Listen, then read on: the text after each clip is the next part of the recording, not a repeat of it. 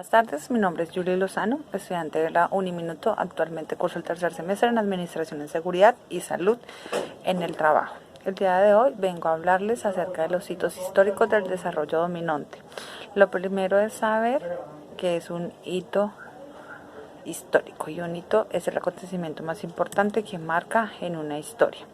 A mediados del siglo XVI, la división del mundo entre metrópolis y colones. Eso implicó la segregación de los países, los cuales se les denominó países civilizados y países bárbaros. Estos países eran los de escasos recursos.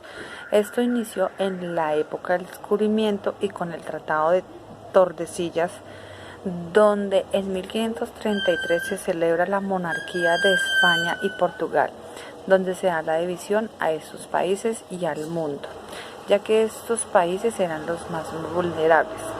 Los países vulnerables tenían que enviar a las grandes potencias su materia prima, y estas grandes potencias las transformaban y luego las regresaban a los países vulnerables para que ellos obligatoriamente tuvieran que comprarlas a un costo exageradamente elevado. La civilización no aguantó tanta presión y es allí donde se genera la revolución industrial.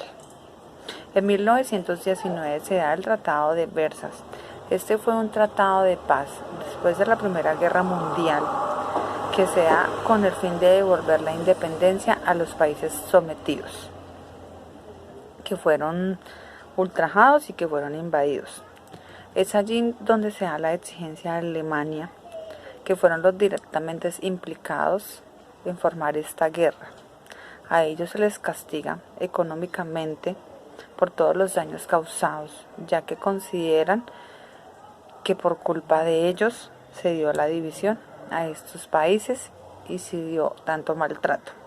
La sanción impuesta a ellos fue el pago total de la deuda, la devolución de los territorios y también quedando expulsados de estos países. En el siglo XIX, donde se da la instauración de las primeras repúblicas liberales, la clase dominante tenía la facilidad de mandar a las razas más vulnerables, como lo eran los negros, mestizos y los indios. Ellos eran sometidos a los trabajos más duros con el fin de beneficiar a las grandes potencias, o sea, las grandes civilizaciones.